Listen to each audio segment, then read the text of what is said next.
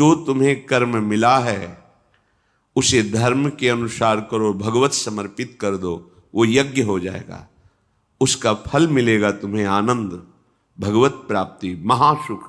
कर्म वही है, पर जब अहंकार से प्रेरित होकर अपने लिए करते हो सुसुख वांछा, तो उसमें अधर्म वृत्ति बढ़ जाती है।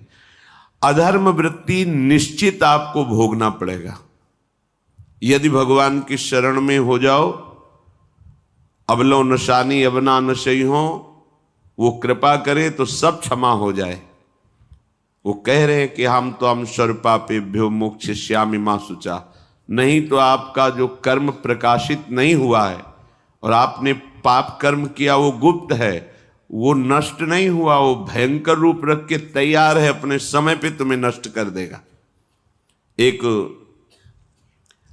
45-50 वर्ष की अवस्था के थे, अब उनको ज्ञान हुआ कि हमारे द्वारा बहुत अधर्म हुए हैं, अब सब छोड़ो, अब सत् कार्यों में लगो। तो उनके सामने एक स्वर्णकार का मकान था। वो बहुत ही कपटपूर्ण व्यवहार करता था, भोले भाले लोगों को असली स्वर्ण लेकर के केवल स्वर्ण का लेप करके अलंकार बेचता। अगर कोई जानता तो कुछ राज कर्मचारियों को अपने ले के अधीन किए हुए था और उसको कुछ नहीं होता। तो जो राज कर्मचारी उसके रहस्य को जानते थे वो रात में ड्यूटी देते थे। उन लोगों ने सोचा कि इतना धन इसने इकट्ठा किया है, अगर हम इसको मार देते हैं और इसका स्वर्ण ले लेते हैं तो कोई रिपोर्ट करने वाला भी नहीं होगा और हम बहुत धनी हो जाएंगे।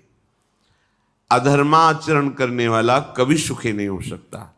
स्वर्णकार अधर्म आचरण कर रहा था तो उसके अधर्म आचरण में सम्मिलित होने वाले राज कर्मचारियों ने उसे मार दिया, उसका स्वर्ण ले लिया, धन ले लिया और उसे बॉक्स में बंद करके वो निकल ही रहे थे कि वो जो धर्म पे चलना ठाना था उन्होंने देख लिया। बाहर निकले, उनका ये क्या है, अब वो तो फंस गए क्योंकि बॉक्स में उसकी लाश थी और सब बैग झोला में स्वर्णाभूषण धन था।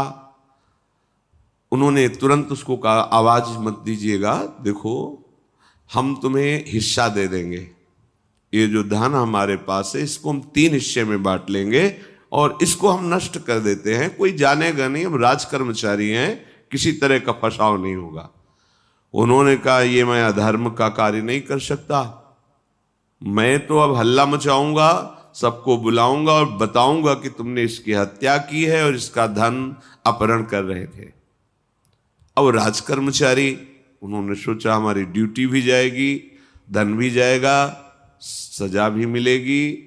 दोनों ने इशारे में ही बात कर ली और हल्ला मचा के दौड़ पड़े, पकड़ो इसे, पकड़ो, जाने न पाए। उसे पकड़ लिया, लोग इकट्ठा हुए, क्या हुआ, देखो ये धन अपहरण करके जा रहा था, इसकी हत्या कर दी।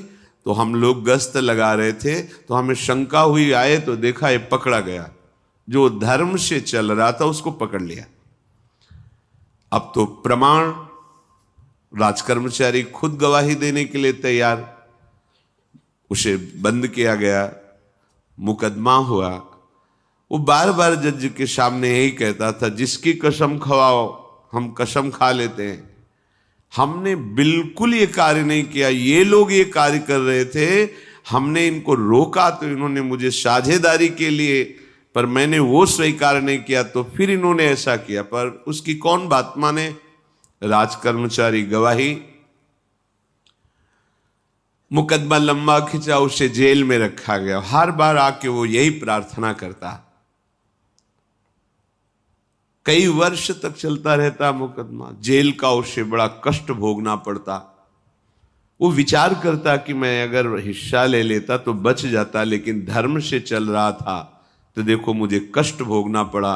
मुझे लगता है भगवान के दरबार में न्याय नहीं है, धर्म रक्षा नहीं करता, ऐसा लगता है। एक दिन आया और रो करके यही बात कही जज के सामने कि मुझे लगता है भगवान नहीं है, क्योंकि मैं बार बार सत्य को साक्षी करके कहता हूं कि मैंने ये कर्म नहीं किया और मुझे दंड दिया जा रहा है, मुझे क्लेश दिया जा रहा है धर्म से चलने के कारण।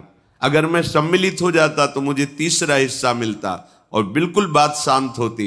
ये क्या धर्म है, कहां भगवान है? जज ने इस पर गौर किया।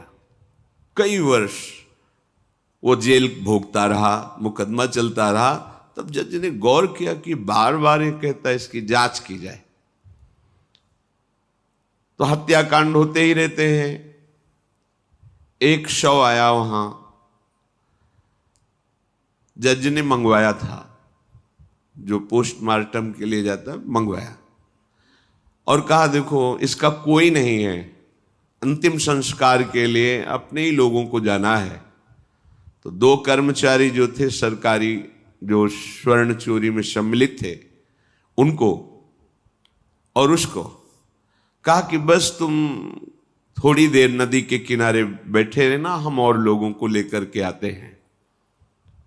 और एक आदमी को छुपा के बैठा लिया और राज कर्मचारी नदी के किनारे शव को लेकर बैठे।